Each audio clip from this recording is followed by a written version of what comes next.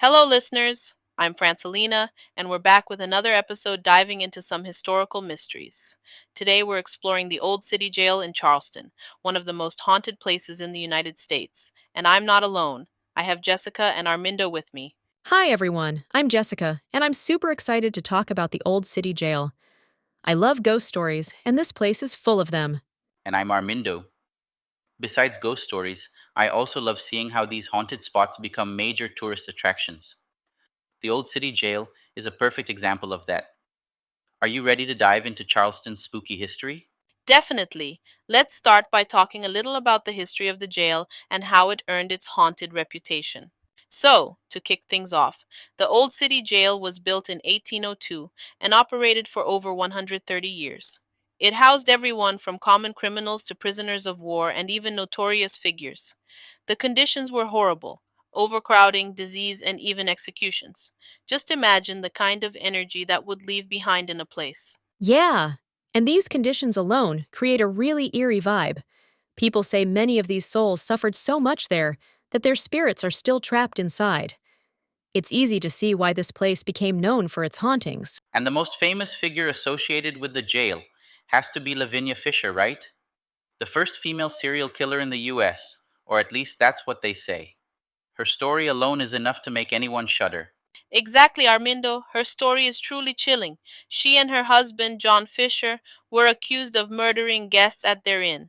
The true extent of her crimes is still debated, but she was hanged there. It's said that right before her execution, Lavinia screamed, "If anyone has anything to say to save me, speak now." After that, of course, she became a legend at the old city jail. That's so creepy. And it's easy to understand why people believe her spirit still haunts the place. Imagine the intensity of that moment. It must have left a heavy energy behind. All right, now that we know the dark history, let's talk about the hauntings.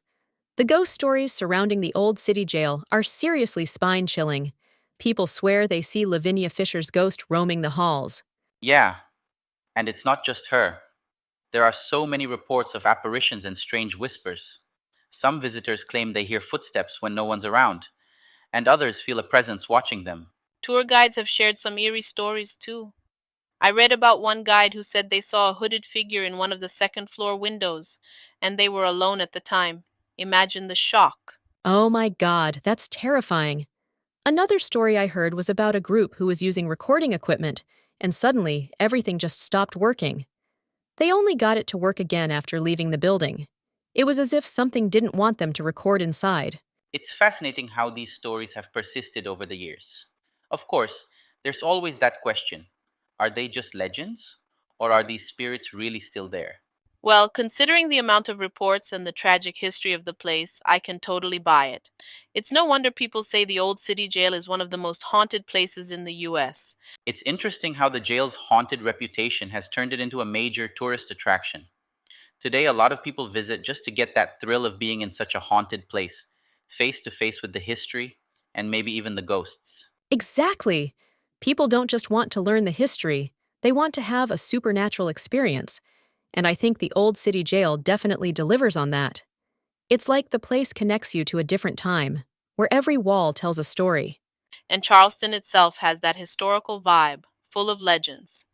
Paranormal tourism in the city is huge, and the Old City Jail is one of the top spots for anyone looking for a spine tingling experience. Yeah, and I think there's a general fascination with the unknown.